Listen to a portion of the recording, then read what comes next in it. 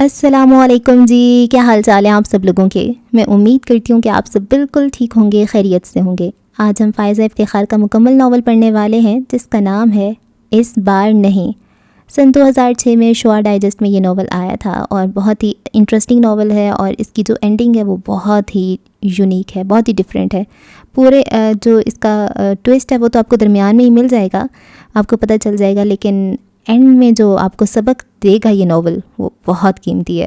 بہت social issue پہ ہے یہ ایک ناول، ایک میرڈ کپل کی کہانی ہے اور ان کے بچے بھی ہیں، اور مزے کی کہانی ہے۔ مجھے بہت اچھی لگی، مجھے امید ہے آپ کو بھی اچھی لگے گی۔ بغیر وقت ضائع کیے کرتے ہیں ناول کا آغاز۔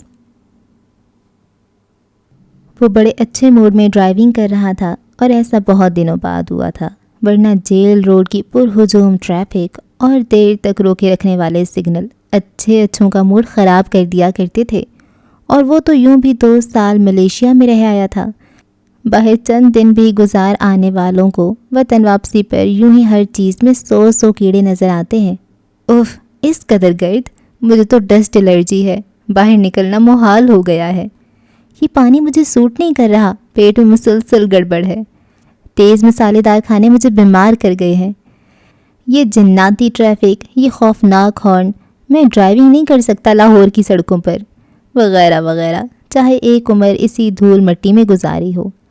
آج اس کے خوشگوار موڈ کی وجہ اس کی بیوی تھی، اس کی حسین سمارٹ سی بیوی جو شادی کے اتنے برسوں بعد بھی ویسی کی ویسی تھی، نہ صرف ظاہری طور پر بلکہ عادتاً بھی۔ آج بھی وہ اس کی تمام تر کوتاہیاں اور لاپرواہیاں معاف کر دینے میں اتنی ہی فراخ دل تھی۔ اس کے سامنے بھلے وہ تسلیم نہ کرے، مگر اس وقت وہ کھلے دل سے یہ اقرار کر رہا تھا کہ واقعی وہ کسی بھی لحاظ سے اچھا شوہر ثابت نہیں ہوا جتنی اچھی بیوی وہ ثابت ہوئی تھی۔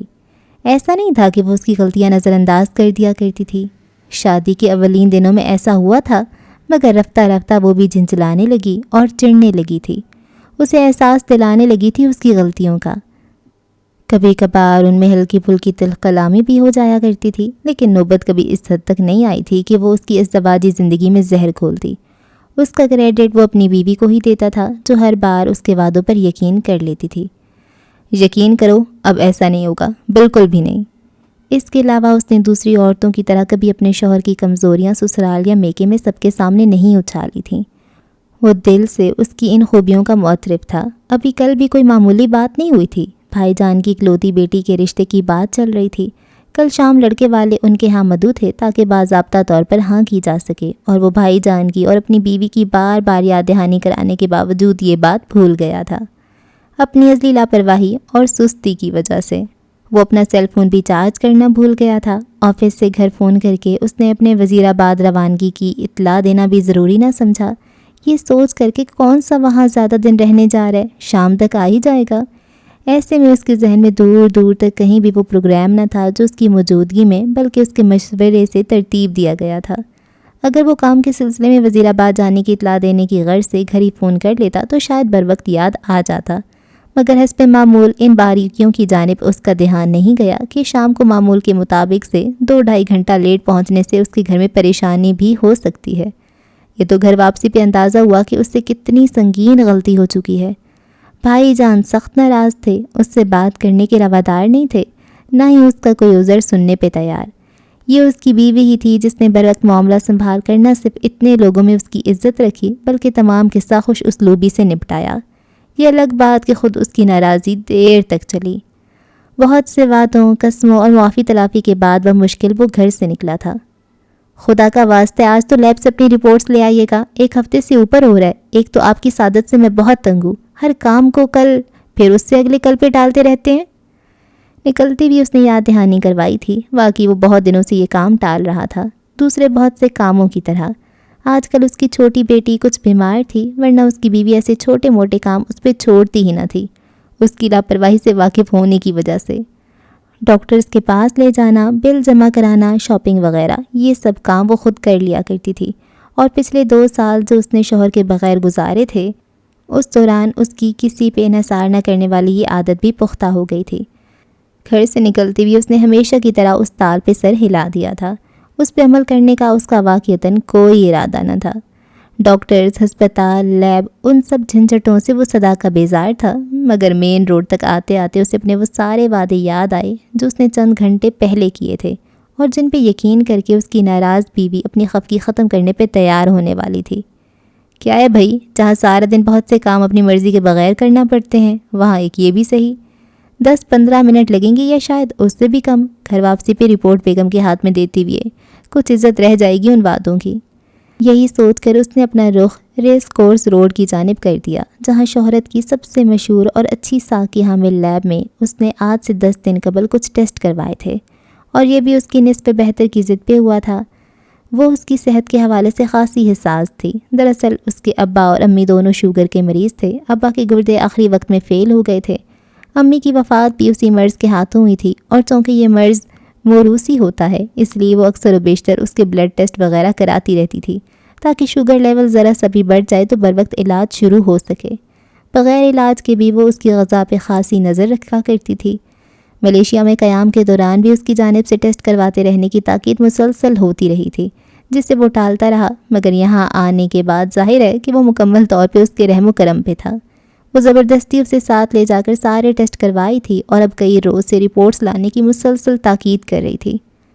آپ کی رپورٹس ڈاکٹر احسان اللہ کے پاس ہیں، میں انہیں انفارم کر دیتی ہوں، آپ پلیز ان کے روم میں چلے جائیں۔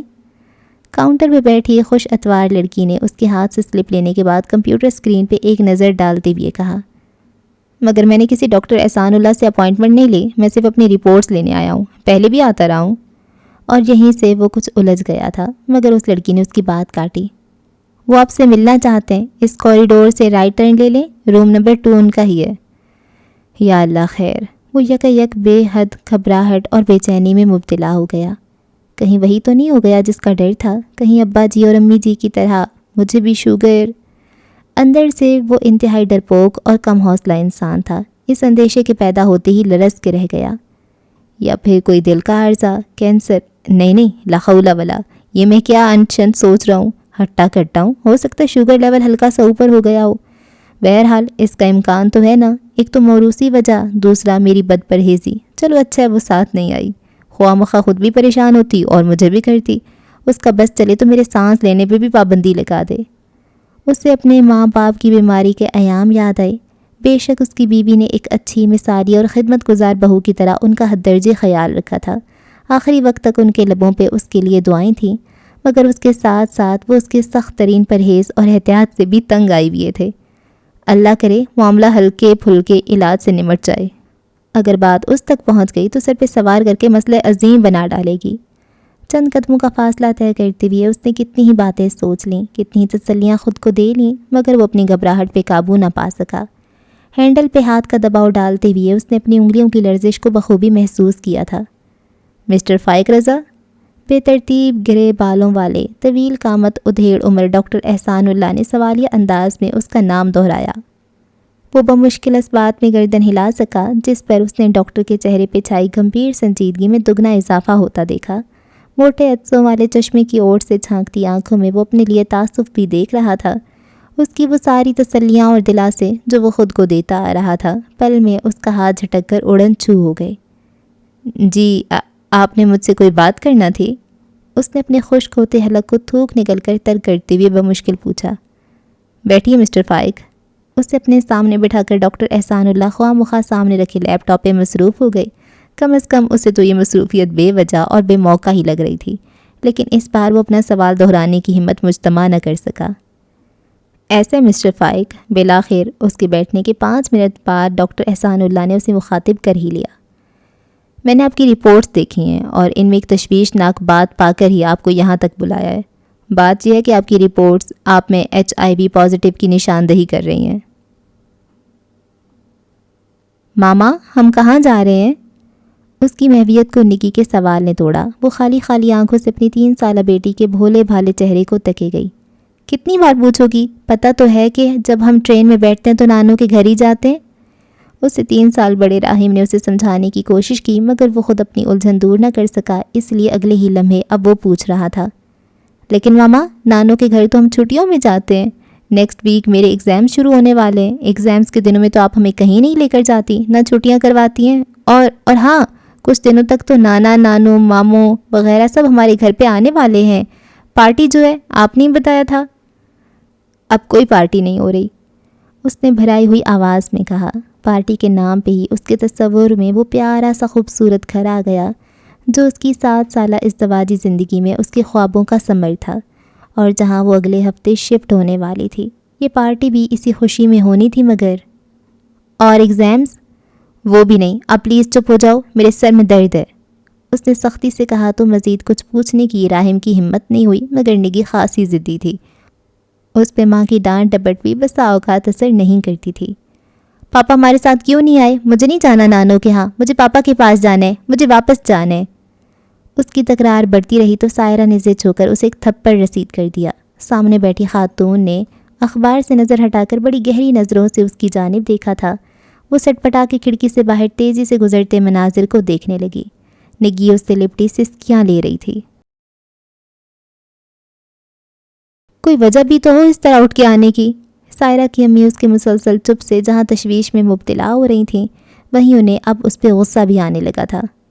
جب سے آئی ہو اسی طرح گمسم بیٹھی ہو، آخر بتاتی کیوں نہیں ہو کہ کیا بات ہوئی ہے تمہارے اور فائق کے درمیان؟ کوئی بات نہیں ہوئی، اس نے سرد لہجے میں جواب دیا. ساری باتیں ختم ہو گئی ہیں. کمال ہے، کیسے ختم ہو گئی ہیں؟ حد ہے بچپنے کی. مجھے تم سے ایسی امید نہیں تھی سائرہ. میں تو تمہاری بڑی بہنوں کو بھی تمہاری مثالیں دیا کرتی ہوں، تمہاری سمجھداری کی، تمہاری بردباری کی اور تمہاری معاملہ فہمی کی. تم ایسی غیر ذمہ داری کا مظاہرہ کیسے کر سکتی ہو؟ 7 سال سے اوپر ہو رہے ہیں تمہاری شادی کو، کبھی ہلکی سی رنجش کی خبر بھی نہیں سنی. 4 دن پہلے تمہارے میاں کا فون آیا، وہ نیا گھر لینے کی خوشخبری سنا رہے، اور یہ بھی کہ وہ یہ گھر تمہارے نام سے خرید رہے. ہم سب کو اگلے ہفتے ہونے والی پارٹی میں مدعو کر رہے تھے تم دونوں، اور کل رات تم دونوں بچوں کو لے کر یہاں پہنچ گئیں اس اطلاع کے ساتھ کہ تم واپس جانے کے ارادے سے نہیں آئیں. آخر یہ سب کیا ہے؟ کیا جواب دوں میں تمہارے ابا اور تمہارے بھائی بھابھیوں کو؟ میں نے ایسا کچھ نہیں کیا جو آپ کسی کے آگے جواب دے ہوں. دنیا میں پہلا واقعہ نہیں ہے یہ. ہر روز کتنی عورتوں کو طلاق ہوتی ہے. اس نے اتنی صفاقی سے کہا کہ امی لرز کے رہ گئیں. خیر کی بات منہ سے نکالو سائرہ. توبہ توبہ، خبردار جو تم نے یہ دوبارہ لفظ نکالا تو. اچانک ایک خیال انہیں بری طرح سہما گیا. کہیں تم، میرا مطلب ہے کہ کہیں فائق نے گنجائش کی نوبت ہی تو ختم نہیں کر دی؟ بیٹی سے یہ سوال کرتے ہوئے ان کا دل پھٹ سا گیا. نہیں، طلاق نہیں دی اس نے. اس جواب پہ ان کا رکا ہوا سانس بحال ضرور ہوا، مگر سائرہ کے اگلے الفاظ انہیں پھر سے تپا گئے. مگر وہ دے یا نہ دے، مجھے طلاق چاہیے، اور وہ بھی جلد از جلد. اگر وہ آنا کانی کرے گا تو میں خلا لے لوں گی، عدالت میں جاؤں گی. تمہارا دماغ خراب ہو چکا ہے سائرہ. ان کا بس نہ چل رہا تھا کہ اس کی ہٹ دھرمی پہ اسے ایک تھپڑ رسید کر دیں. ایسا کیا ہو گیا جو تم ماں کے سامنے عدالتوں میں جانے اور خلا لینے کی دھمکیاں دے رہی ہو؟ کیوں ہمارا بڑھاپا خوار کر رہی ہو؟ آپ کو اپنی نیک نامی کی پرواہ ہے، میرا کوئی خیال نہیں. کیا ہوا تمہیں؟ اچھی بھلی ہو، کھاتا کماتا شریف شوہر ہے، نہ ساس نہ سسر نہ نند نہ دیور، اپنے گھر بار والی ہو، بال بچے ہیں، کسی قسم کی تنگی نہیں رکھی تمہارے میاں نے تم پر. اور تمہیں کیا چاہیے؟ ذرا سی بات کے پیچھے کیا گھر ٹوٹتے ہیں؟ بات ذرا سی نہیں ہے امی. ضبط کرتے کرتے بھی سائرہ کے آنسو گالوں پہ پھیل گئی. امی کا غصہ جھاگ کی طرح بیٹھنے لگا. تو بتاتی کیوں نہیں ہو؟ کچھ بتاؤ گی تو مجھے پتا چلے گا. سنو، کیا کوئی دوسری عورت، میرا مطلب ہے دوسری شادی یا کوئی چکر وغیرہ؟ نہیں. تو پھر؟ نفی میں جواب ملنے پر انہوں نے دل ہی دل میں اللہ کا شکر ادا کرتے ہوئے سکون بھرا سانس لیا. سب سے بدترین اندیشہ ان کے دل و دماغ میں یہی تھا. بے شک 7 سالوں کی پرکھ کے بعد وہ خود بھی اپنے داماد کے کردار کی گواہی دے سکتی تھیں، مگر بندہ بشر ہے، کیا اعتبار. اور اب تو 2 سال وہ بیوی بچوں سے دور بیرون ملک بھی رہ آیا تھا. کیا پتہ ایسا کچھ ہو گیا ہو. مگر اس کی تردید کر کے خود سائرہ نے ان کے ذہن سے یہ بڑا بوجھ سرکا دیا تھا. نشہ وغیرہ کرنے لگے؟ وہ پھر کچھ سوچ کر بولی. نہیں. جوا، سٹے بازی یا کوئی اور غیر قانونی دھندا؟ یہ سب سوال وہ خود بھی اس یقین کے ساتھ کر رہی تھیں کہ ان کا جواب ضرور نفی میں ہی ملے گا. فائق صرف ان کا داماد نہیں، ان کے بڑے بیٹے کا قریبی دوست بھی تھا. وہ اپنے بہنوئی کے رگ رگ سے واقف تھا. ایسا کیسے ہو سکتا تھا کہ وہ کسی بری لت کا شکار ہو یا کسی غیر قانونی کام میں پھنسا ہوا ہو اور منصور کو خبر نہ ہو سکے؟ تمہارا خرچہ پورا نہیں کرتا؟ مارا پیٹا ہے اس نے؟ کیا کیا ہے؟ اب وہ ڈپٹ کے پوچھ رہی تھیں. بس اتنا کہنا کافی ہے کہ کچھ تو کیا ہے، کچھ ایسا جو میں برداشت نہیں کر سکتی. اور اگر سب مل کے مجھ پہ دباؤ ڈالنے کی کوشش کریں گے تو میں یہاں سے کہیں اور چلی جاؤں گی اپنے بچوں کو لے کر. چپ رہو تم. امی کو اس کی یہ بات ذرا اچھی نہ لگی، اگرچہ اس کے چہرے پہ چھائی حد درجہ سنجیدگی اور لہجے کی پختگی انہیں ڈرا رہی تھی۔ انہوں نے اس سے پہلے سائرہ کو اس روپ میں کبھی نہ دیکھا تھا۔ وہ نہ تو کبھی اتنی ضدی رہی تھی، نہ زود و رنج، ذرا سی بات کو دل پہ لگانے والی نہ تھی، نہ ہی اسے ماں باپ سے چھوٹی چھوٹی شکایتیں لگانے کی عادت تھی۔ اب کی بات نہیں، وہ شادی سے پہلے بھی ایسی ہی تھی، فرما بردار، اطاعت گزار، صابر و شاکر سی، ہر حال میں خوش رہنے والی۔ انہیں ایسا لگ رہا تھا جیسے یہ 7-8 سال پہلے کی نہیں، ابھی کل کی ہی بات ہو جب اس کا BSc کا رزلٹ آیا تھا۔ اس نے فرسٹ ڈویژن حاصل کی تھی۔ مائکرو بایولوجی میں MSc کرنے کا اس نے پہلے سے سوچ رکھا تھا۔ یونیورسٹی کی میرٹ لسٹ میں اس کا نام بھی جلدی آ گیا۔ ادھر وہ یونیورسٹی جانے کی تیاریاں کر رہی تھی، ادھر اس کے ابو نے اس کے لیے آئے فائق کے رشتے پہ منظوری دے دی۔ اس نے ایک لفظ شکایت کا کہے بغیر ایڈمیشن فارم واپس رکھا اور باپ کے فیصلے پر سر تسلیم خم کر دیا۔ اس کے بڑے بھائی منصور نے اس کی جانب سے احتجاج بھی کیا۔ ابو، آپ سائرہ کے ساتھ ہمیشہ زیادتی کرتے آئے ہیں۔ اس کی خواہش تھی ڈاکٹر بننے کی، مگر آپ نے میرٹ پہ ہونے کے باوجود اس کو میڈیکل کالج میں داخلہ نہ لینے دیا، کیونکہ سمینہ باجی کے بعد راحیلہ کی بھی شادی ہو گئی تھی اور آپ نہیں چاہتے تھے کہ سائرہ بھی میڈیکل کی سخت پڑھائی میں مصروف ہو جائے اور گھر کی ساری ذمہ داریاں تنہا امی کے اوپر آ جائیں۔ محض گھر کے کاموں میں کھپانے کے لیے آپ نے اس کا مستقبل خراب کیا۔ اب کم از کم اسے ماسٹرز تو کرنے دیں، کوئی ڈگری تو ہو اس کے پاس۔ اب ایسی کون سی وجہ نظر آ گئی آپ کو جو راتوں رات اس کی شادی کرنے پہ تل گئے ہیں؟ منصور خود بھی ڈاکٹر تھے، اس کے علاوہ خواتین کی اعلیٰ تعلیم کے زبردست حامی بھی، اس لیے فائق کا رشتہ پسند آنے کے باوجود فوری شادی کے خلاف تھے۔ فائق ان کے بچپن کا دوست تھا۔ خدا نہ خواستہ سائرہ کا مستقبل کیوں خراب ہونے لگا؟ ابو برا مان گئے۔ ہوش میں رہ کے بات کیا کرو صاحبزادے، کیا جو لڑکیاں ڈاکٹر پروفیسر نہیں بن پائیں ان سب کا مستقبل خراب ہو جاتا ہے؟ لڑکیوں کے لیے اتنی تعلیم کافی ہے۔ فائق کا رشتہ میری نظر میں بہترین ہے۔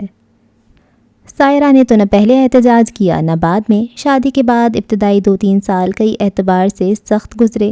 ایک تو فائق کی اچھی بھلی جاب ختم ہو گئی، اسے معمولی ملازمت سے ہی گزارا کرنا پڑا۔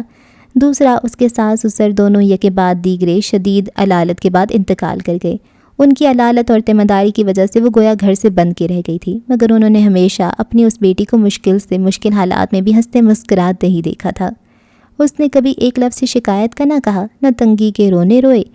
فائق کو تو جلدی دوبارہ ایک اچھی کمپنی میں معقول جاب مل گئی۔ اس کے بعد جب کمپنی کی جانب سے اسے 2 سالہ کورس کے سلسلے میں ملیشیا بھیجا گیا، تب بھی سائرہ نے اپنے اکیلے پن کا عذر کسی کے سامنے پیش نہ کیا اور بڑی ہمت کے ساتھ 2 چھوٹے بچوں کے ہمراہ یہ 2 سال گزار لیے۔ اگرچہ اس کے والد اور بھائی نے بہت چاہا کہ وہ یہ 2 سال قرضہ میکے میں گزار لے، لیکن وہ راحم کو ڈسٹرب نہیں کرنا چاہتی تھی، جس کا حال ہی میں اسکول میں داخلہ ہوا تھا۔ ان 2 سالوں کے دوران وہ گاہے بگاہے اس کی خبرگیری کے لیے جاتے رہتے تھے، تب بھی وہ مسکراتی ہی نظر آتی۔ کبھی اس نے کسی ایسی تکلیف کا ذکر نہ کیا تھا جو ایک جوان اکیلی عورت کو شوہر کی غیر موجودگی میں پیش آ سکتی تھی۔ پھر اب ایسا کیا ہوا تھا؟ اب جب تمام مرحلے آسان ہوتے نظر آنے لگے تھے، فائق واپس آ چکا تھا، اس کی پروموشن ہو چکی تھی اور تنخواہ میں دگنا اضافہ بھی۔ 2 سالوں میں سائرہ کی گئی بچت اور کمپنی سے ملے لون سے وہ ایک ذاتی گھر بھی خرید چکا تھا اور اس کی محبتوں اور وفاؤں کے اظہار تشکر کے طور پہ اس نے گھر اسی کے نام سے خریدا تھا۔ پھر یکایک ایسا کیا ہوا کہ وہ گھر بار چھوڑ کے یوں میکے آ بیٹھی تھی؟ وہ جو فائق کے بغیر ایک دن بھی یہاں مشکل سے گزارتی تھی، اور وہ جو شوہر کا گھر تب بھی چھوڑنے پہ تیار نہ ہوئی تھی جب وہ یہاں موجود نہیں تھا۔ سوچ کر ان کا دماغ شل ہونے لگا۔ وہ کب سے ہاتھوں میں سر گرائے اس کتے کو سلجھانے کی کوشش کر رہی تھیں، مگر کوئی سیرا ہاتھ نہیں آ رہا تھا۔ تھک ہار کے انہوں نے اپنا بوجھل سر اٹھایا اور کسی امید پہ دوبارہ سائرہ کی جانب دیکھا۔ وہ ہنوز اسی انداز میں بیٹھی تھی۔ نکی اس کی گود میں سر رکھے سو چکی تھی اور وہ اسپارٹ سی سامنے لگے وال کلاک کی سوئیوں پہ نظر جمائے بیٹھی تھی۔ کیا میں فائق کو بلواؤں تاکہ تمہارے ابا اور منصور سے بات کریں؟ اس کی ضرورت نہیں۔ نہ تو اس کی نظروں کا رخ بدلا، نہ چہرے کے تاثر کیفیت میں کوئی تبدیلی پیدا ہوئی۔ کیوں؟ اسے پتہ تو چلے تمہارے پیچھے بھی کوئی ہے، کوئی ولی وارث، کوئی پوچھنے والا۔ ایسے آرام سے وہ تمہیں اپنی زندگی سے کیسے خارج کر سکتا ہے؟ اگرچہ سائرہ نے اب تک انہیں کوئی بات نہیں بتائی تھی، مگر وہ اپنے طور پہ فرض کر بیٹھی کہ ضرور فائق کی ہی کوئی غلطی ہوگی، اور وہ بھی کوئی سنگین غلطی جسے معاف کرنے پہ سائرہ تیار نہیں۔ مگر وہ غلطی کیا ہو سکتی ہے، یہ اندازہ وہ نہیں لگا پا رہی تھی۔ ذہن میں آئے ہر امکان کو رد کیا جا چکا تھا۔ وہ نہیں، میں اسے اپنی زندگی سے نکال رہی ہوں، اور کیوں کر رہی ہوں اس بات کو رہنے دیجیے۔ اس بات پہ ان کا غصہ پھر عود آیا۔ عجیب باتیں کر رہی ہو، ہم ماں باپ ہیں، تمہاری کیسے جانے دیں اس بات کو؟ جا کر اپنے باپ کو دیکھو، چند گھنٹوں میں کئی سال آگے چلا گیا ہے۔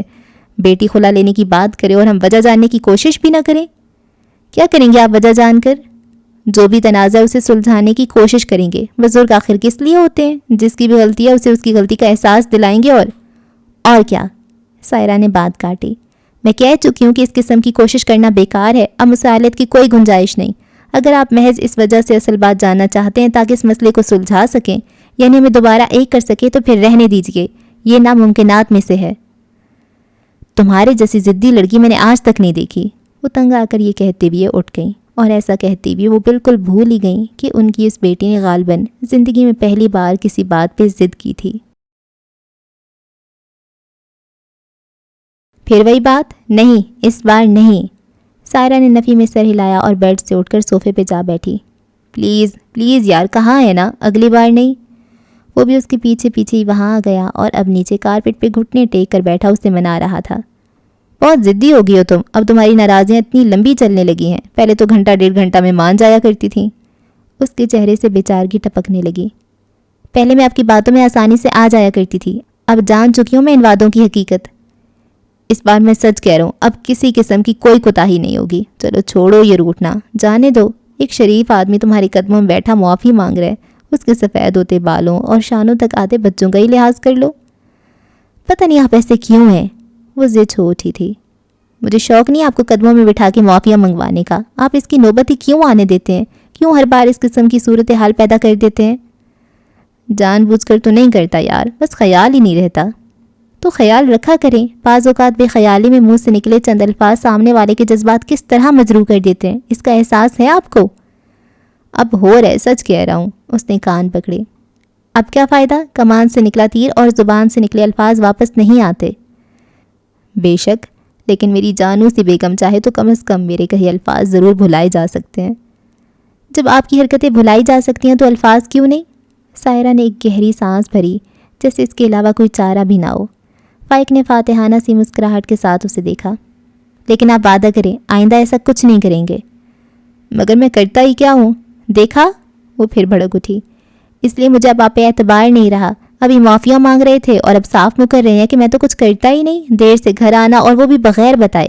وعدہ کر کے کسی کے ہاں تقریب میں نہ جانا. اچھا بھلا آؤٹنگ کا پروگرام بنا کے خود بھول جانا اور مجھے اور بچوں کو تیار کر کے انتظار کرواتے رہنا. دن میں کئی بار گھنٹوں کے لیے اپنا موبائل بند رکھنا تاکہ رابطہ نہ ہو سکے. جب آپ ملیشیا میں تھے تب بھی یہی حال تھا. میں ادھر فون کر کے تھک جاتی تھی. آپ کا کچھ پتہ ہی نہیں ہوتا تھا. خود آپ کو کبھی خیال ہی نہیں آتا تھا ہفتوں تک رابطہ کرنے کا.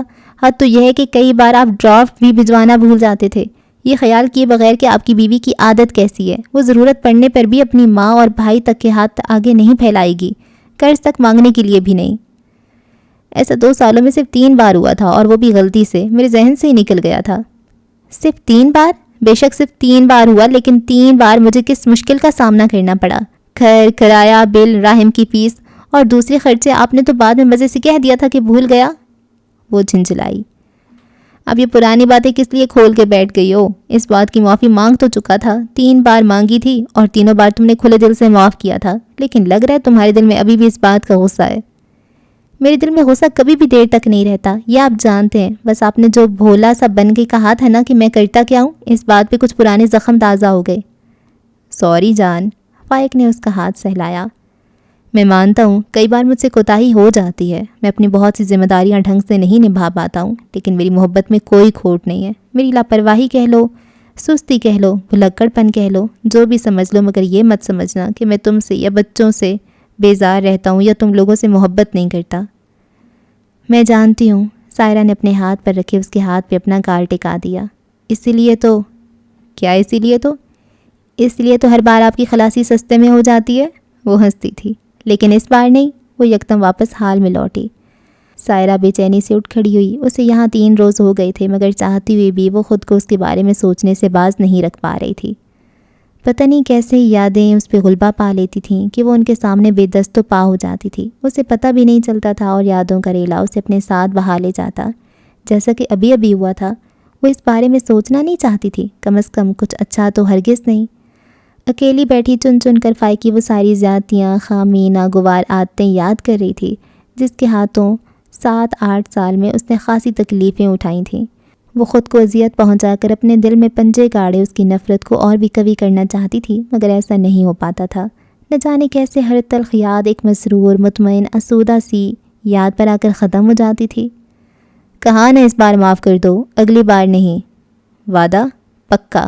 اور وہ ہنستی تھی، اس کے لب، اس کی آنکھیں، اس کا دل سب ہنسنے لگتے۔ مگر اس بار نہیں، اب کوئی وعدہ، کوئی قسم بھی میرا دل موم نہیں کر سکتی، اس نے مصمم ارادہ کیا۔ فائق کا کوئی فون آیا؟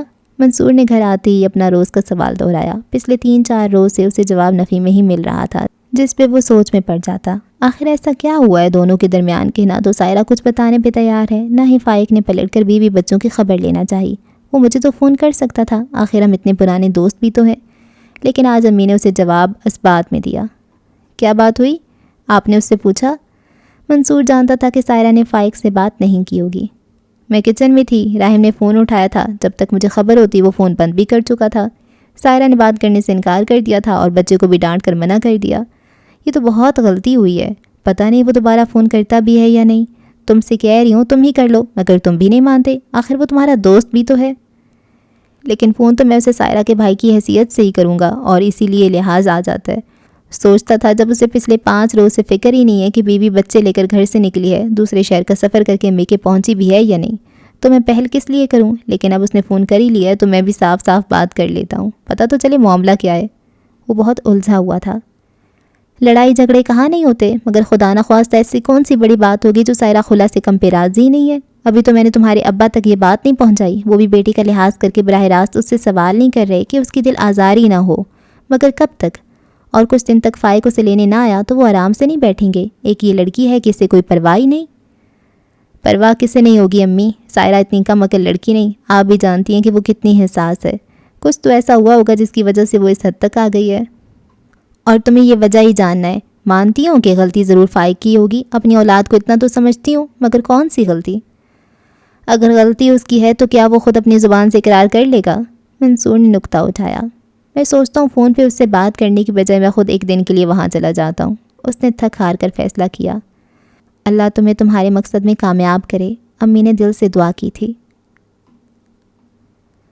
منصور ایک مصروف ترین ڈاکٹر تھا، اپنے سخت ترین شیڈیول میں سے 1 یا 2 دن نکالنا اس کے لیے آسان کام نہیں تھا، مگر کسی نہ کسی طرح اس نے گنجائش پیدا کر ہی لی۔ سائرہ کو باخبر کرنا مصلحتاً ضروری نہیں سمجھا، اور اس نے فائق کو بھی اپنے آنے کی اطلاع نہیں دی، اور اب ایئرپورٹ سے ٹیکسی لیتے ہوئے اسے خیال آیا کہ کم از کم فائق کو تو اپنے آنے کی اطلاع دے دینی چاہیے تھی، ہو سکتا ہے وہ مصروف ہو۔ یہی سوچتی ہوئی اس نے ڈرائیور کو فائق کے آفس کا ایڈریس بتایا، مگر وہاں پہنچ کر وہ حیران رہ گیا جب یہ پتہ چلا کہ وہ پچھلے 1 ہفتے سے چھٹی پہ ہے۔ کچھ حیران اور کچھ پریشان ہوتے ہوئے منصور نے گھر کا نمبر ملایا، مگر وہ مسلسل بزی مل رہا تھا۔ فائق کا سیل نمبر پہلے ہی آف تھا۔ راستے بھر وہ کوشش کرتا رہا، مگر مسلسل ناکامی نے اسے الجھا کے رکھ دیا۔ یہ الجھن مزید بڑھ گئی جب اس نے فائق کو دیکھا۔ تھکا ہارا، بجھا سا پشمردہ فائق اسے سالوں کا بیمار لگ رہا تھا۔ یہ تم نے اپنی کیا حالت بنا رکھی ہے؟ اسے حقیقتاً شوق لگا تھا۔ اس سے پہلے سائرہ کی حالت دیکھ کر کڑتا رہا تھا، اور دل ہی دل میں اسے فائق سے ڈھیروں گلے بھی پیدا ہو گئے تھے، لیکن اب فائق کو سائرہ سے بھی گئے گزرے حال میں دیکھ کر یہ گلے خود بخود دور ہو گئے۔ اس کی شیو کئی روز سے نہیں بنی تھی، لباس میلا اور سلوٹوں سے پر تھا۔ شدید سردی سے بے نیاز وہ کسی گرم کپڑے کے بغیر اس کے سامنے کھڑا تھا۔ سرخ آنکھیں اور ان کے نیچے گہرے سیاہ حلقے اس کے رت جگہوں کا راز کھول رہے تھے۔ چہرے سے جھلکتی نقاہت یہ ظاہر کر رہی تھی کہ وہ نیند اور لباس کے ساتھ ساتھ غذا سے بھی بے نیازی برت رہا تھا۔ میں سزا کا ہی مستحق ہوں۔ اتنے دنوں بعد کسی اپنے کو اپنے سامنے پا کر وہ ضبط کھو بیٹھا اور اسے لپٹ کر رو دیا۔ منصور اتنے لمبے چوڑے مرد کو یوں سسکیاں لیتے دیکھ کر ہکا بکا رہ گیا۔ اس کی فائق سے دوستی تقریباً 13-14 سال پرانی تھی، اور پچھلے کچھ سالوں سے دوہرے رشتے میں بندھنے کی وجہ سے وہ دونوں اور بھی قریب آ چکے تھے۔ اس کی شخصیت اور کردار کا کوئی رخ ایسا نہیں تھا جس سے وہ ناواقف رہا ہو۔ منصور کا دعویٰ تھا کہ جتنی اچھی طرح وہ فائق کو جانتا ہے، سائرہ بھی نہ جانتی ہوگی، اور شاید یہ دعویٰ سچ بھی ہو، مگر اس وقت اسے خود اپنا وہ دعویٰ کھوکھلا اور بے بنیاد لگ رہا تھا۔ وہ جس فائق کو جانتا تھا وہ شادی کے 8 سال بعد 38 سال کی عمر میں بھی اتنا ہی کھلنڈرالا، ابالی اور بے فکرہ تھا جتنا آج سے 15 سال پہلے تھا۔ ہر بات کو چٹکیوں میں اڑا دینے والا، کسی بھی مسئلے کو سر پہ سوار نہ کرنے والا، زندگی کو بغیر کسی سنجیدگی کے اپنے ہی بے فکر ڈھنگ سے جینے والا۔ مگر یہ فائق جو سامنے کھڑا ہچکیاں لے لے کر رو رہا تھا، یہ کوئی اور ہی تھا۔ کیا ہو گیا تمہیں فائق؟ ادھر تم رو رہے ہو، ادھر سائرہ نے اپنا حال خراب کر رکھا ہے۔ کیا کر بیٹھے ہو تم دونوں؟ کیا مسئلہ ہوا ہے تم دونوں کے درمیان؟ سب کچھ بگڑ گیا ہے منصور، سب کچھ برباد ہو گیا ہے، میری زندگی، میرا گھر، سب کچھ۔ وہ روتے روتے نڈھال ہو کے ایک جانب بیٹھ گیا۔ منصور اس کے سفید پڑتے لبوں اور ٹھنڈے برف ہوتے ہاتھوں کی وجہ سے گھبرا گیا۔ جلدی سے اس نے فریج سے دودھ کا پیکٹ نکالا اور کچن تک جانے یا گلاس ڈھونڈنے کی زحمت کیے بغیر یوں ہی اس کے منہ سے لگا دیا۔ فائق نے ذرا مزاحمت کرنے کی کوشش کی مگر اس نے اسے جھڑک دیا۔ پی لو آرام سے، شکل دیکھی اپنی، صدیوں کے مریض لگ رہے ہو اور وہ بھی فاقہ زدہ۔ کتنے دنوں سے کھانا نہیں کھایا تم نے؟ پتہ نہیں۔ اس کے ان دو الفاظ پہ منصور کا دل پگھل کے رہ گیا۔ وہ یہاں اس کا دوست بن کے نہیں، سائرہ کا بھائی بن کے اس کے شوہر سے جواب طلبی کرنے آیا تھا، اپنے بہنوئی سے اپنی بہن کی حالت کی وجہ دریافت کرنے آیا تھا، مگر یہاں آ کر اور اس کی دگرگوں حالت دیکھ کر اس کی ساری ہمدردی فائق کی جانب ہو گئی۔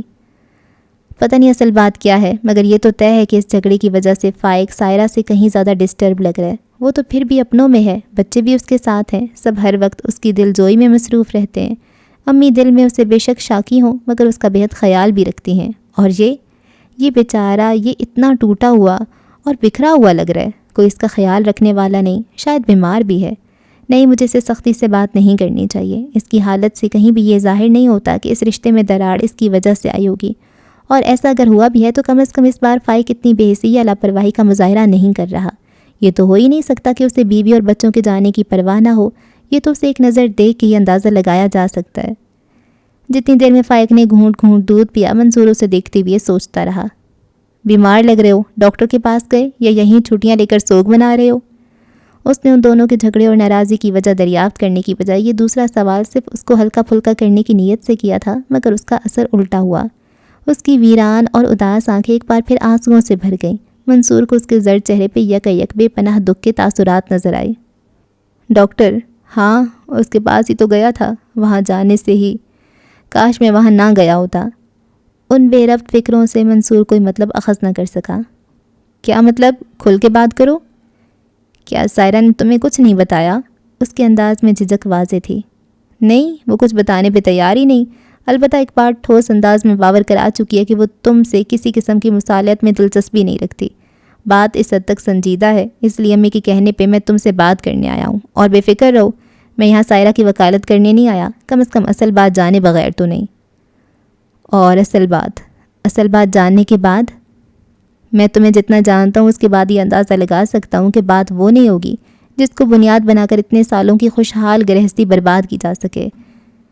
میں مکمل طور پر غیر جانبدار رہ کے یہ معاملہ سلجھانا چاہوں گا، تو مجھ پہ اعتبار کر سکتے ہو۔ منصور نے اس کا ہاتھ تھامتے ہوئے اپنے خلوص کا یقین دلایا۔ فائق کا تذبذب کم ہوتا نظر آ رہا تھا۔ تھوڑی دیر بعد وہ اسے حقائق سے آگاہ کرنے پہ آمادہ تھا۔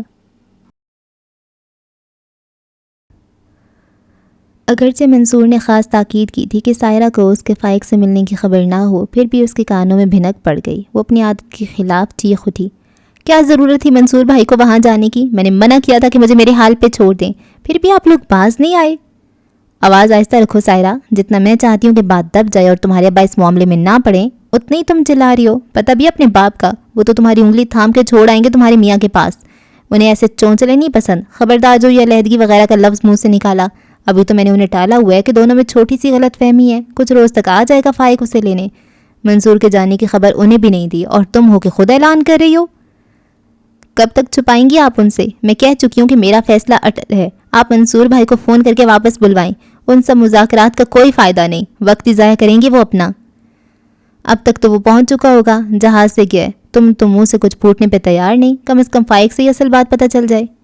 اصل بات؟ سائرہ نے ہنکارا بھرا۔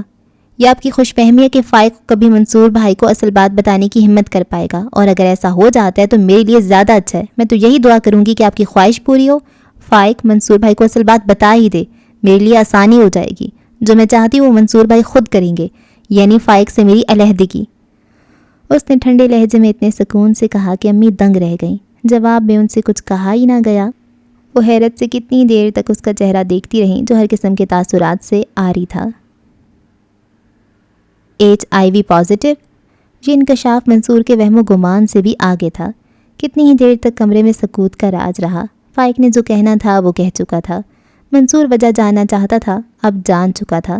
شاید دونوں میں ہی اب کچھ اور کہنے سننے کی نہ ضرورت رہی تھی نہ خواہش۔ فائق ایک جانب سر نہوڑے بیٹھا تھا، آنسو ٹپ ٹپ اس کے ان بندے ہاتھوں پہ گر رہے تھے جو اس کی گود میں کسی بے جان چیز کی طرح پڑے تھے۔ منصور اپنا سر دونوں ہاتھوں میں تھامے قالین پہ نظریں گاڑے بیٹھا تھا۔ اس کا ذہن معوف ہو رہا تھا، جیسے ہر جانب دھند پھیلی ہو۔ اس کے اندر اٹھتے بے شمار سوال اس دھند میں ٹامک ٹوئیاں مار رہے تھے۔ پھر ایک نوکیلے سوال نے اچانک اس کے ذہن میں سر اٹھایا۔ کیا ملیشیا میں کہیں؟ پتہ نہیں۔ فائق اس کے ادھورے سوال کا مکمل مطلب نہ سمجھ سکا۔ میں نہیں جانتا یہ کب ہوا۔ میں تو پچھلے دنوں معمول کے چیک اپ کے لیے ڈاکٹر کے پاس گیا تھا، وہاں کچھ ٹیسٹ ہوئے اور اس کی آواز اس کے اندر ہی کہیں گھٹ کے رہ گئی۔ کس ڈاکٹر کے پاس گئے تھے؟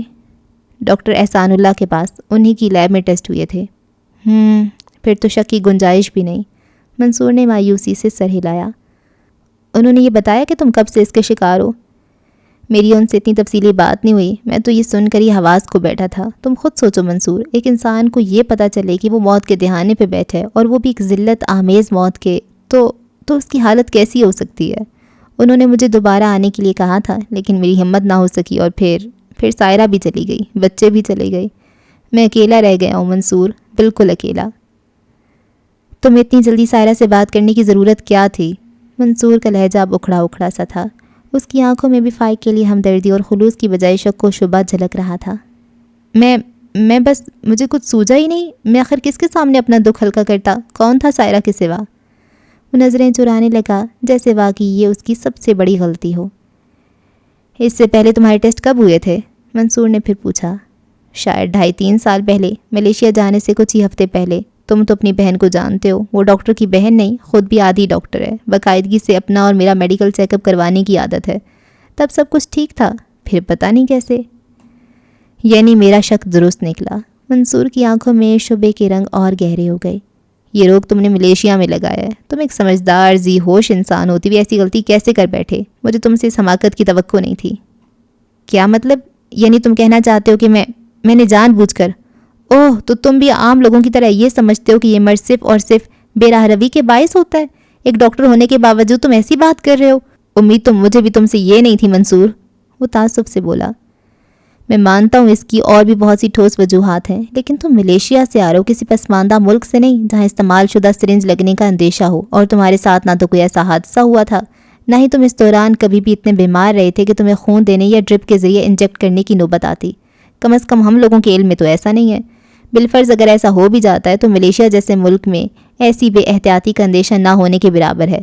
بھارت، پاکستان اور بنگلہ دیش جیسے ممالک میں یہ مرض اسی وجہ سے پھیل رہا ہے کیونکہ بدقسمتی سے ان ممالک میں حفظان صحت کے اصولوں کی خاص پرواہ نہیں کی جاتی، جبکہ ترقی یافتہ ممالک میں ایڈز کے پھیلاؤ کی وجہ صرف اور صرف ایک ہے۔ بس کرو منصور۔ فائق کے چہرے پہ یک بہ یک تکلیف کے آثار نمودار ہوئے۔ خدا کا واسطہ تم تو ایسے مت کرو، تم میرے سب سے قریبی دوست ہو، اور اس عمر سے میرے دوست ہو جس عمر میں بہکنے کا ڈر سب سے زیادہ ہوتا ہے۔ کیا تمہیں میرے اس دور کی ایسی کوئی بھی بات یاد ہے جس کو بنیاد بنا کر تم مجھ پر ایسا الزام لگا سکو؟ تم تو گواہ ہو میری شفاف اور بے داغ زندگی کے۔ اب اس عمر میں ایسا کیا کرنا تھا، جبکہ میں خود ایک بیٹی کا باپ ہوں؟ میں اپنی ازدواجی زندگی سے مطمئن ہوں، اپنی بیوی سے محبت کرتا ہوں، مجھے کیا ضرورت ہے ان سب خرافات میں پڑنے کی؟ اس نے اتنے پرزور اور جذباتی انداز میں حوالہ دیا کہ منصور کو ایک ایک کر کے وہ سارے واقعات یاد آنے لگے۔ کالج کے زمانے کے وہ واقعات جن میں وہ اور اس کے دو شوقین مزاج دوست فائق کو بدھو، زاہد، خشک وغیرہ کا خطاب دیا کرتے تھے، کیونکہ اپنی تمام تر شوخی کھلنڈرے پن کے باوجود وہ صنف نازک سے ایک مخصوص فاصلے پہ رہنا پسند کرتا تھا۔ اسے عورت ذات کی تحقیر کرنا کبھی بھی پسند نہ رہا تھا۔ یہی وجہ تھی کہ اس نے اپنی بہن کے لیے آنے والے اس کے رشتے پہ فوراً پسندیدگی ظاہر کرتی تھی، اگرچہ کہ وہ سائرہ کی مزید تعلیم کے حق میں تھا۔ مجھے دکھ اس بات پہ نہیں کہ مجھ پہ انگلی اٹھی، میں ذہنی طور پہ اس کے لیے تیار تھا۔ پتہ ہے ڈاکٹر احسان نے مجھے یہ منحوس خبر سنائی تو مجھے ہر جانب سے خود پہ پتھر برستے محسوس ہوئے تھے۔ میں گھات میں بیٹھی موت سے اتنا خوف زدہ نہیں ہوا جتنا خوف مجھے اس بات سے آیا کہ اب میرے کردار پہ چھینٹے اڑائے جائیں گے۔ دکھ تو مجھے اس بات کا ہے کہ تم جو مجھے سب سے زیادہ جاننے کا دعویٰ کرتے تھے، تم نے بھی یہ الزام لگاتے ہوئے ایک بار بھی میری صاف ستھری زندگی پہ نظر ڈالنا ضروری نہ سمجھا۔ منصور کو اب شرمندگی ہو رہی تھی۔ مجھے افسوس ہے فائق، مجھے ایسا نہیں کہنا چاہیے تھا۔ میں تمہیں انجانے میں مزید دکھ دے بیٹھا۔ اب میں سمجھ سکتا ہوں کہ سائرہ نے یہ فیصلہ کیوں کیا۔ میں اسے سمجھانے کی کوشش کروں گا، لیکن وعدہ نہیں کر سکتا۔ وہ میری بہن ہے فائق، اور میں اسے اس بات پہ مجبور نہیں کر سکتا کہ وہ ایک HIV پیشنٹ کے ساتھ زندگی گزارے جس میں ہر وقت اس کے بھی متاثر ہونے کا خطرہ رہے گا۔ یقیناً وہ یہ رسک نہیں لینا چاہے گی، اگر تمہاری بے گناہی کا یقین کر بھی لے تب بھی۔ اور یہ یقین تم تو اسے دلا سکتے ہو نا، کم از کم اتنا تو۔ بیویاں اس معاملے میں کتنی حساس ہوتی ہیں، ایک شوہر ہونے کی حیثیت سے میں اندازہ کر سکتا ہوں۔ اسے تمہاری بیماری نے اتنا پریشان نہیں کیا جتنا اس بیماری کے نام نے۔ یہ لفظ ایڈز ہے ہی اتنا خوفناک۔ اور ایک بات واضح کر دوں کہ ایڈز ایک الگ مرض ہے اور یقیناً سنگین نوعیت کا، جبکہ HIV پیشنٹ کے لیے ضروری نہیں کہ وہ لازماً ایڈز کا شکار ہو۔ ہاں البتہ اس میں HIV پازیٹیو ہونے کا مطلب ہے کہ اس میں وائرس آ چکا ہے اور کسی بھی وقت ایڈز اس کے مدافعتی نظام کو تہس نہس کرتا، اس پہ حملہ آور ہو سکتا ہے۔ کسی بھی وقت مثلاً کتنا وقت ہے میرے پاس؟ یہ تو تمہیں تمہارا ڈاکٹر بہتر طور پہ بتا سکتا تھا۔ تم نے اس خود ساختہ قید سے اپنے ساتھ کچھ اچھا نہیں کیا۔ تمہیں ڈاکٹر احسان اللہ سے مستقل رابطے اور مشورے کی ضرورت ہے، کیونکہ اس وائرس کو فعال ہونے میں اتنا ہی کم وقت لگتا ہے جتنا کمزور اس جسم کا مدافعتی نظام ہوگا۔ اگر تمہاری عمومی صحت اچھی رہتی ہے اور دواؤں کے ذریعے تمہارے جسم کا مدافعتی نظام مضبوط رہتا ہے تو امکان ہے کہ ایڈز کا حملہ تم پہ 20-25 سال تک نہیں ہوگا، مگر عام لوگ یہ بات نہیں جانتے۔ ان کے نزدیک HIV پازیٹیو ہونے کا مطلب ایڈز میں مبتلا ہونا ہی ہے، اور عام رویہ بھی یہی ہے کہ ایڈز میں مبتلا شخص کو حقارت کی نظر سے دیکھا جاتا ہے۔ مگر میں نے کوئی گناہ نہیں کیا، وہ پھوٹ پھوٹ کے رو دیا۔ تم ذہن پہ زور دے کے یاد کرو، شاید کبھی تم وہاں بیمار رہے ہو، ہسپتال داخل ہوئے ہو، کسی قسم کی کمزوری کی وجہ سے تمہیں ڈرپ یا خون لگا ہو۔ ایسا کچھ نہیں ہوا، بلکہ پاکستان کے مقابلے میں میری صحت وہاں زیادہ بہتر رہی ہے۔ وہاں کی آب و ہوا مجھے خاصی موافق آئی تھی۔ یہاں تھا تو اکثر و بیشتر خصوصاً گرمیوں کے موسم میں مجھے ڈائریا ہو جایا کرتا تھا، وہاں تو ایسا بھی نہیں تھا۔ اچانک بات کرتے کرتے وہ بری طرح چونکا، اس کا منہ کھلے کا کھلا رہ گیا۔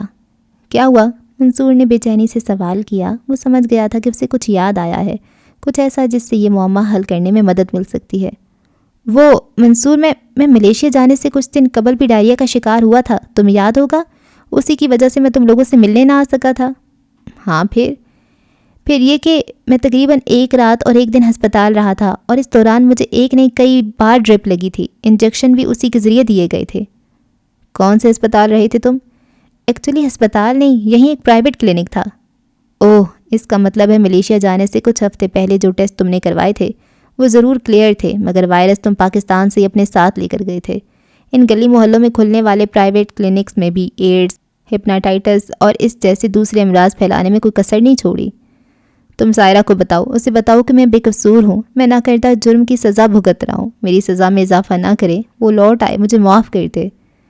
معافی کیسی فائق؟ منصور تذبذب کے عالم میں کھڑا ہو گیا۔ ایک جانب دوست تھا، دوسری جانب بہن۔ دل اس کی معصومیت اور بے گناہی کو تسلیم کر رہا تھا اور دماغ سائرہ کے حق میں وکالت کر رہا تھا۔ وہ نہ تو فائق کا دل دکھانا چاہتا تھا، نہ ہی اس کی امید توڑنا چاہتا تھا، مگر وہ سائرہ کو جانتے بوجھتے کنویں میں بھی نہیں دھکیل سکتا تھا۔ وہ ایک ڈاکٹر تھا، اچھی طرح جانتا تھا کہ بے شک HIV پازیٹیو پیشنٹ خود کئی سال تک ایڈز کے شکنجے میں جانے سے بچ سکتا ہے، مگر وہ اپنا وائرس کسی دوسرے تک آسانی سے منتقل کر سکتا ہے، اور اس کا خدشہ سب سے زیادہ شریک حیات کو ہو سکتا ہے۔ ایک چھت کے نیچے رہتے ہوئے، ایک جائز شرعی رشتہ ہوتے ہوئے کوئی کب تک خود پہ یہ بند باندھ سکتا ہے؟ مگر ایک بھائی ہونے کے ناطے یہ تلخ حقیقت اسے فائق سے بیان کرتے ہوئے حجاب آ رہا تھا۔ وہ جھنجھلا کے سوچ رہا تھا کہ فائق اتنی واضح بات خود کیوں نہیں سمجھ رہا۔ اس میں معاف کرنے والی کون سی بات ہے فائق؟ تم نے جان بوجھ کے اپنی زندگی خراب نہیں کی، اتنا تو وہ بھی جانتی ہوگی۔ ہاں اسے شوق تو لگا ہی ہوگا، اور پھر اس کا دونوں بچوں کا مستقبل تم سے ہی تو وابستہ ہے۔ تم تک آنے والے چینٹے ان کی زندگیوں کو بھی داغدار کر سکتے ہیں۔ شاید یہ سب سوچ کر ہی وہ تم سے دور چلی گئی ہو۔ آخر وہ صرف تمہاری بیوی ہی نہیں، ماں بھی ہے۔ وہ اسی معاشرے کی فرد ہے اور یہیں پہ اس نے اپنے بچوں کی پرورش کرنی ہے۔ وہ نہیں چاہتی ہوگی کہ بچوں پہ ان سب باتوں کا اثر ہو۔ نہیں، یہ بات نہیں منصور، وہ دراصل… کچھ جھجک کر وہ بھی چپ ہو گیا۔ منصور سمجھ گیا جو بات کرتے ہوئے اسے حجاب آڑے آ رہا تھا، فائق کی نوک زبان پہ بھی وہ بات آتے آتے رک رہی تھی۔ اس نے آگے بڑھ کے اپنے دوست کے شانے پہ ہاتھ رکھا۔ تم علاج کے سلسلے میں بالکل کوتاہی مت کرو، کل ہی ڈاکٹر احسان اللہ کے پاس جاؤ۔ میں ایسے بہت سے HIV پازیٹیو افراد کو جانتا ہوں جو اس وائرس کے ساتھ بھی مکمل پرہیز، احتیاط اور علاج کے ساتھ گزشتہ کئی سالوں سے کامیاب زندگی بسر کر رہے ہیں، اور وہ بھی اپنی فیملی کے ساتھ۔ وہ جانتا تھا کہ اس وقت فائق کو امید افزا باتوں کی ہی ضرورت ہے۔ اس نے دل ہی دل میں ارادہ کر لیا تھا کہ وہ سائرہ کو موم کرنے کی ایک اور کوشش ضرور کرے گا۔ اس سے فائق کی بکھری حالت نہیں دیکھی جا رہی تھی۔ اس کا خیال تھا کہ اسے بھی دوسرے لوگوں کی طرح ایک نارمل اور مکمل زندگی جینے کا پورا حق حاصل ہے، خصوصاً اس صورت میں کہ وہ بے قصور بھی ہے۔ ہاں، گزار رہے ہوں گے کامیاب زندگی، مگر اپنی فیملی کے ساتھ۔ میں جی کے کیا کروں گا؟ کس لیے لڑوں اس افریت سے؟ کہاں سے لاؤں جینے کا حوصلہ؟ کس کے لیے؟ منصور، تم میرے دوست ہو، میرا ایک کام کرو، وعدہ کرو منصور۔ نہیں، میں وعدہ نہیں کر سکتا۔ منصور نے نظریں چرائیں۔ تمہیں وعدہ کرنا ہوگا، گھبراؤ مت، میں تمہیں ایسا کچھ نہیں کرنے کو کہہ رہا جو تمہارے لیے ناممکن ہو۔ میں جانتا ہوں کہ اس وقت سائرہ بہت ضدی ہو رہی ہے، لیکن تم اسے اس بات پہ تو رضامند کر سکتے ہو کہ وہ مجھ سے طلاق مت مانگے۔ وہ میرے ساتھ، یعنی ایک ایڈز کے مریض کے ساتھ زندگی نہیں گزارنا چاہتی، نہ صحیح، یہ اس کا حق ہے۔ وہ بھی ڈرتی ہوگی کہ مگر مجھ سے طلاق مانگ کر وہ مجھے اوروں کی اور اپنی نظر میں گناہ گار تو مت ٹھہرائے۔ اب جب میں اپنی بے گناہی ثابت کر سکتا ہوں تو وہ بس اتنا کرے کہ اپنے اور میرے رشتے کو ختم نہ کرے، میرے جیتے جی میری بچوں کو یتیم مت بنائے۔ یہ تم کیا کہہ رہے ہو؟ میں کچھ سمجھ نہیں پا رہا۔ بس تم اسے اتنا کہہ دو کہ طلاق مت لے، میں اس رشتے کو قائم رکھنا چاہتا ہوں، وہ میرے ساتھ رہے یا نہ رہے۔ میرے جینے رہنے کے لیے یہ آسرا کافی ہوگا کہ وہ اب بھی میری ہے۔ میں مانتا ہوں کہ یہ خود غرضی ہے، مگر منصور، جس عذاب میں گرفتار ہونے میں میری کوئی غلطی نہیں، اس عذاب سے نمٹنے کے لیے اتنا سہارا چاہنا میری خود غرضی نہیں، مجبوری ہے۔ مجھے بھی اپنے اندر زندگی کی خواہش بیدار رکھنے کا کوئی بہانہ چاہیے۔ تم سائرہ سے کہنا وہ بے شک میرے گھر مت لوٹے، لیکن میری زندگی سے بھی نہ نکلے، وہ وہیں رہے اپنے میکے میں۔ میں کبھی کبھی اس سے اور بچوں سے ملنے آ جایا کروں گا، بس چند منٹ کے لیے، یا پھر فون پہ رابطہ رکھ لوں گا۔ وہ کسی بچے کی طرح بلک بلک کے اسے فریاد کر رہا تھا۔ منصور نے اس سے وعدہ کر لیا۔ سائرہ سے بات کرنا بعد کا مرحلہ تھا۔ پہلے اسے امی اور ابو دونوں کو اعتماد میں لینا تھا، اگرچہ وہ ان کو یہ تلخ حقیقت بتا کر دکھی نہیں کرنا چاہتا تھا، لیکن ان حالات میں یہ ناگزیر ہو چکا تھا۔ ایڈز، اور وہ بھی فائق کو۔ ہائے میری بچی، کیسے پردہ رکھی ہوئی ہے اس کا، ایک لفظ منہ سے نہیں نکالا اس بدبخت کے کرتوتوں کے بارے میں، الٹا ہم سب کا برا بھلا صبر سے سنتی رہی۔ ہائے، میں کم عقل بجائے اس کا درد بانٹنے کے اسے لان تان کرتی رہی۔ وہ روئے جا رہی تھیں۔ فائق نے ایسا کچھ نہیں کیا جس کی وجہ سے آپ اسے اتنا برا بھلا کہیں۔ منصور کچھ دیر تک تو سنتا رہا کہ ان کی بھڑاس نکل جائے تو وہ اگلی بات کرے، مگر جب وہ فائق کو کوسنے اور بددعائیں دینے پہ اتر آئیں تو اسے ٹوکنا پڑا۔ ضروری نہیں کہ ایڈز کا ہر مریض گنہگار ہو، لوگوں نے تو اسے ایک مرض کی بجائے گالی بنا کر رکھ دیا ہے۔ آپ اس کی حالت دیکھیں ذرا، ایک تو یہ آفتاب، اس پہ بیوی کا ایسے مشکل وقت میں ساتھ چھوڑ دینا۔ اگر سائرہ میں ذرا سی بھی انسانیت ہے تو وہ نہیں ہے، اس میں انسانیت، امی نے بات کاٹ کر تیزی سے کہا۔ ایسی انسانیت سے وہ بغیر انسانیت کے ہی بھلی۔ تم جانتے تو ہو کہ یہ مرض ساتھ رہنے کھانے پینے پہ بھی لگ جاتا ہے، چھوت کا مرض ہے یہ، اور تم اس کی وکالت کرنے میرے سامنے کھڑے ہو، اپنی بہن کو جانتے بوجھتے موت کے منہ میں دھکیلنا چاہتے ہو۔ پہلی بات تو یہ کہ ایڈز چھوت کا مرض نہیں ہے، اور ایک ساتھ رہنے، ایک کھانے پینے، ایک برتن، حتیٰ کہ ایک لباس کو بھی مشترکہ طور پہ استعمال کرنے سے نہیں پھیلتا۔ اور دوسری بات یہ کہ میں ہرگز سائرہ کو فائق کے ساتھ رہنے پہ مجبور نہیں کر رہا، یہ ان حالات میں اس کا حق بنتا ہے۔ میں تو صرف یہ چاہتا ہوں کہ وہ کم از کم فائق کی بے گناہی پہ یقین کر کے اس کے دل کا بوجھ کچھ تو کم کر دے، ایک بار اس کا موقف سنے تو صحیح۔ وہ ایک پڑھی لکھی باشعور لڑکی ہے، اس مرض سے متعلق ہر حقیقت سے بخوبی آگاہ ہے، پھر کسی عام جذباتی لڑکی کی طرح بیہیو کیوں کر رہی ہے؟ مت جائے وہ وہاں، میں اسے مجبور نہیں کر رہا، بلکہ فائق نے بھی یہ مطالبہ نہیں کیا، لیکن اتنی جلدی کسی نتیجے پہ بھی نہ پہنچے۔ فی الحال اس کے لیے یہی ایک دھچکا کافی ہے، ایسے میں طلاق کا مطالبہ، یہ انسانیت سے گری ہوئی حرکت ہے۔ وہ اپنی بات پہ زور دیتے ہوئے بولا، جب آپ کچھ نہیں جانتے تو ایسے فتوے بھی مت دیں۔ وہ لوگ نہیں جانتے تھے کہ ان کی آواز اتنی بلند ہو چکی تھی کہ سائرہ اپنے کمرے سے نکلنے پہ مجبور ہو گئی۔ انسانیت کی سطح سے کون گرا ہے یہ آپ نہیں جانتے؟ شدت جذبات سے وہ کپکپا رہی تھی۔ میں اچھی طرح جانتا ہوں اسے بھی اور تمہیں بھی، وہ میرا دوست رہا ہے سائرہ، تو تمہارا بھی شوہر ہے، کوئی 2-4 دنوں کا ساتھ نہیں ہے۔ حیرت ہے کہ اتنے برسوں کے ساتھ کے بعد بھی تمہارا یقین اتنا کمزور نکلا کہ ایک ہلکے سے جھٹکے سے ڈگمگا گیا۔ وہ تو خود بے گناہ ہے، وہ اس سزا کا مستحق نہیں ہے، اسے اور دکھی مت کرو۔ حیرت ہے آپ کو اس سے ہمدردی ہو رہی ہے، اور وہ بھی اپنی بہن کے مقابلے میں۔ ابا جی، آپ خاموش کیوں ہیں؟ آپ بھی تو کچھ بولیں۔ منصور نے انہیں گفتگو میں شریک کرنا چاہا تو حیرت انگیز طور پہ بہت دیر سے وہ چپ تھے۔ منصور کے مخاطب کرنے پہ انہوں نے گہری سانس بھری اور چھت کی جانب دیکھنے لگے۔ ان کی نظروں سے دکھ چھلک رہا تھا، اور جب وہ بولے تو یہی دکھ ان کے لہجے میں بھی اتر آیا۔ کیا کہوں، کیا یہ کہ کون غلط ہے اور کون درست؟ مگر میں پوچھتا ہوں، ہم یہ سوال ہی کیوں اٹھا رہے ہیں؟ کم از کم یہ موقع اس سوال کا نہیں۔ فائق کوئی غیر نہیں، بیٹی سونپی تھی اسے، اپنے خاندان کا فرد بنایا تھا، اور اس نے پچھلے 8 سالوں سے یہ رشتہ بخوبی نبھایا بھی ہے۔ جیسے پرائی بیٹی کو بہو بنا کر لانے کے بعد وہ اپنی بیٹی کی جگہ لے لیتی ہے، ایسے ہی بیٹی کو خوش اور آباد رکھنے والا تابع دار خوش اتوار داماد بھی بیٹے کی طرح ہی عزیز ہو جاتا ہے۔ اور وہ داماد، وہ بیٹا اتنی ہولناک بیماری کا شکار ہو گیا ہے، مجھے یقین نہیں آ رہا، مجھے اس غم سے تو نکلنے دو، اس کے بعد دل و دماغ کچھ سوچنے کے قابل ہوں گے کہ کیا صحیح ہے اور کیا غلط۔ ان کے ان الفاظ پہ ابھی تک زیر لب بڑبڑاتے ہوئے فائق کو برا بھلا سناتی امی بھی چپ سی ہو گئیں۔ تم بھی یہ بھول گئیں کلثوم، سوچو کہ خدا نہ خواستہ تمہاری اپنی کسی اولاد کے ساتھ ایسا ہوتا تو کیا تم اس کے ناکردہ گناہوں کی فہرست تیار کرتی یا اس کی صحت و زندگی کے لیے اللہ سے دعائیں مانگتی؟ سنا تھا کہ عورتوں کے دل شیشے سے ہوتے ہیں، شفاف اور نازک، مگر تمہارا کیسا پتھر کا کلیجہ ہے۔ وہ ہمارے ہی خاندان کا ایک فرد ہے اور ہم لوگ اس کے بارے میں اتنی بدترین خبر سننے کے بعد بھی بجائے فکر مند ہونے کی یہ بیکار تبصرے کر رہے ہیں۔ ان کی اس بات نے جہاں امی کا سر جھکا دیا، وہاں سائرہ کو وہ اور بھی خفا کر گئی۔ اب وہ منصور کے ساتھ ساتھ انہیں بھی شاکی نظروں سے دیکھنے لگی۔ بیٹھو سائرہ، کہاں جا رہی ہو؟ انہوں نے اسے باہر نکلتے دیکھ کر روکنا چاہا۔ کیا کروں گی یہاں رک کر جب کوئی میرا موقف درست ماننے پہ تیار ہی نہیں؟ تم نے اب تک اپنا موقف ثابت ہی کب کیا ہے سائرہ؟ تم محض ایک مفروضے کو بنیاد بنا کر اتنا بڑا اور سنگ دلانہ قدم اٹھانا چاہتی ہو۔ منصور نے جواب دیا۔ کیا بتاؤں میں اور کیوں بتاؤں؟ وہ اس پہ الٹ پڑی۔ سب سے زیادہ غصہ بھائی پہ آ رہا تھا، جو نہ صرف خود فائق کی ہمدردی میں ڈوبا ہوا تھا بلکہ اپنی جذباتی گفتگو سے ابو کو بھی اپنا ہمنوا بنا چکا تھا۔ کیا اتنا جاننا ضروری نہیں کہ میں ایک HIV مریض کے ساتھ رہنا پسند نہیں کرتی؟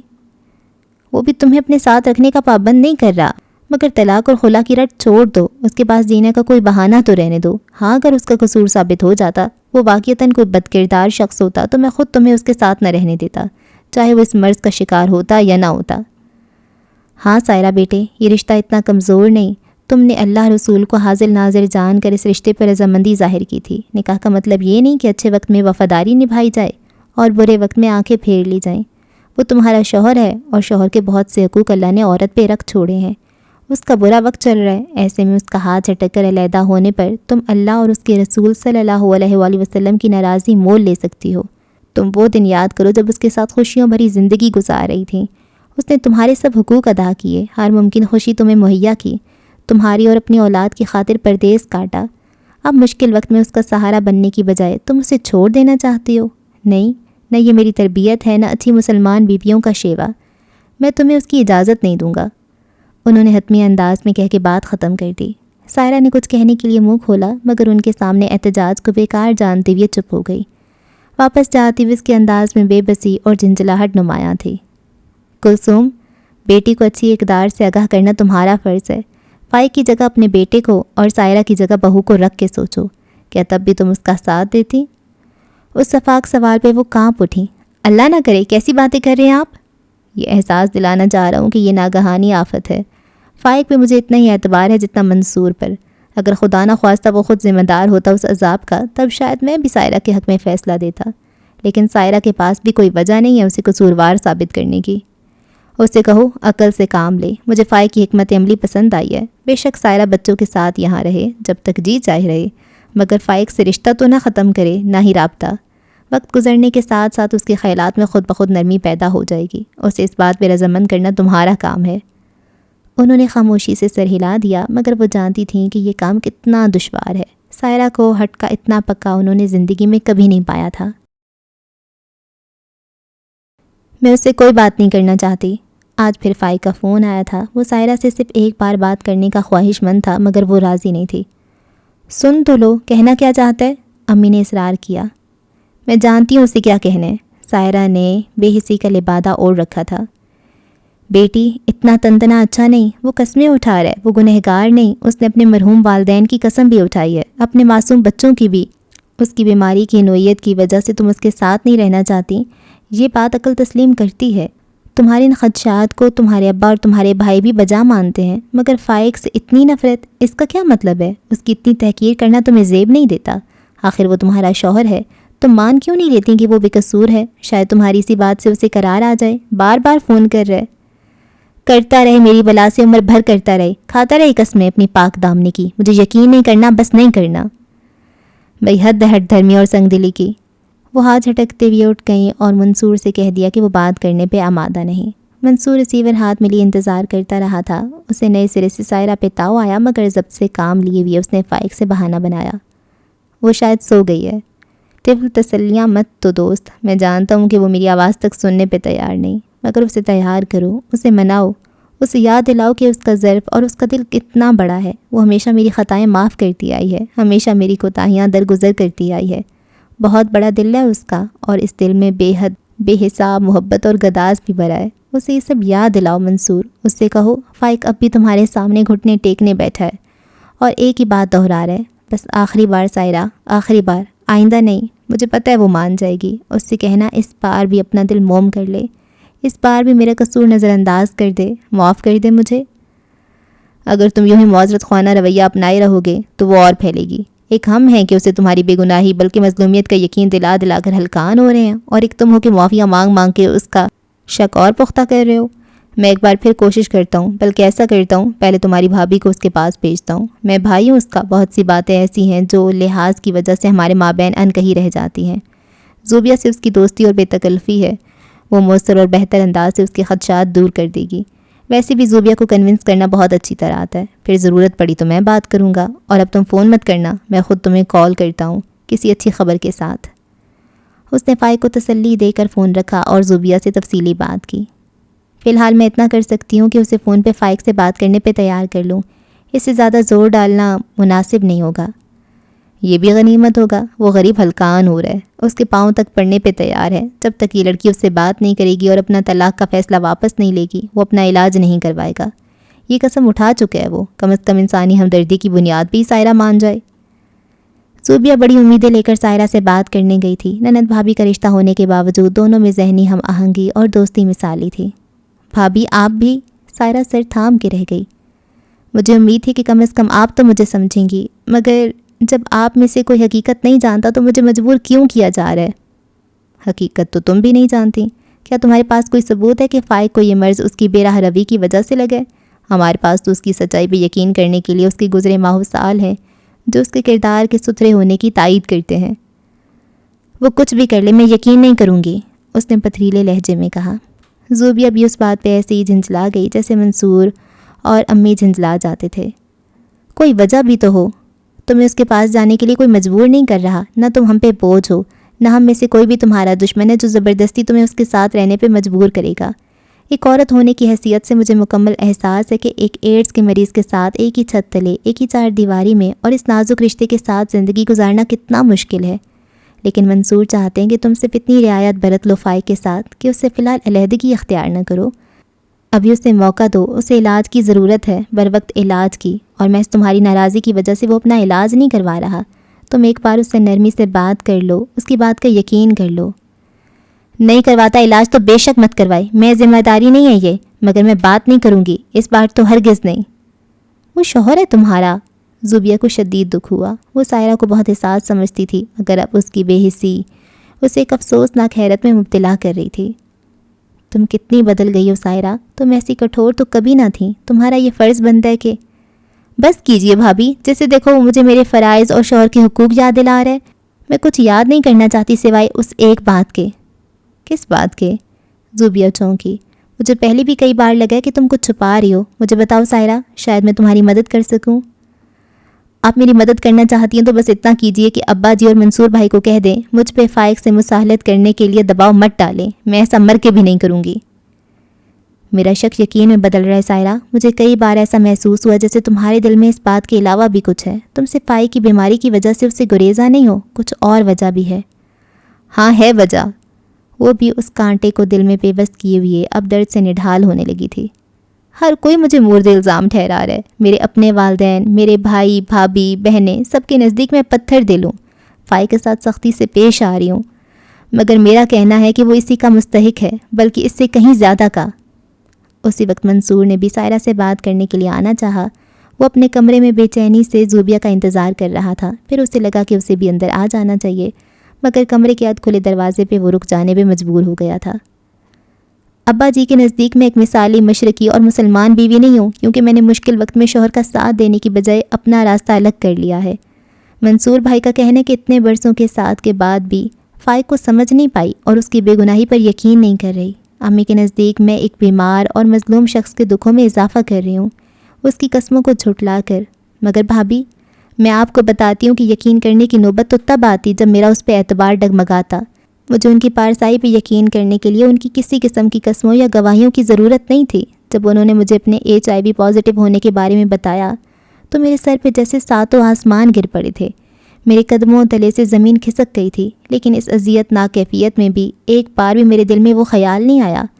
مجھے تب بھی یقین تھا کہ وہ کسی حادثے کا شکار ہوئے ہیں۔ اس کے لیے مجھے کسی ثبوت کی ضرورت نہ تھی، اور جس وفاداری اور اثار کے سبق آج ابا جی مجھے پڑھانا چاہ رہے تھے وہ مجھے تب بھی یاد ہے۔ پتہ ہے بھابھی، فائق مجھے یہ خبر دینے کے لیے کچھ لمحوں کے لیے خاموش ہو گئے، بس کچھ لمحوں کے لیے، اور میرے لیے یہ چند لمحے بھی بہت تھے۔ عورت اپنی آئندہ زندگی کا مکمل خاکہ چند لمحوں میں بھی کھینچ سکتی ہے، ایک پورا جہان تعمیر کرنے کے لیے اسے ایک پل کافی ہوتا ہے۔ میں نے بھی اسے ایک پل میں بہت کچھ سوچ لیا تھا۔ میں نے سوچا تھا مجھے کس طرح فائق کو دلاسا دینا ہے، کیسے ان کا سہارا بننا ہے، کیسے ان کے اندر امید اور حوصلہ جگانا ہے، کیسے زمانے کی اٹھتی انگلیوں کے آگے ان کی ڈھال بننا ہے، کیسے انہیں ایڈز کی افریت کے شکنجے سے کامیابی کے ساتھ کھینچ کر لانا ہے۔ میں یہ سب سوچ رہی تھی، اور فائق نے صرف ایک ہی بات سوچی۔ سائرہ نے سر اٹھا کے زوبیہ کو دیکھا جو متجسس نظروں سے اس کے آنسوؤں سے بھرے چہرے کو تک رہی تھی۔ فائق نے کہا، سائرہ نے اپنا خشک ہوتا حلق تر کیا، کہ یہ 2 سال انہوں نے مکمل پارسائی کے ساتھ گزارے ہیں، کسی بھی عورت کا گزر تک نہیں ہوا ان کی زندگی میں۔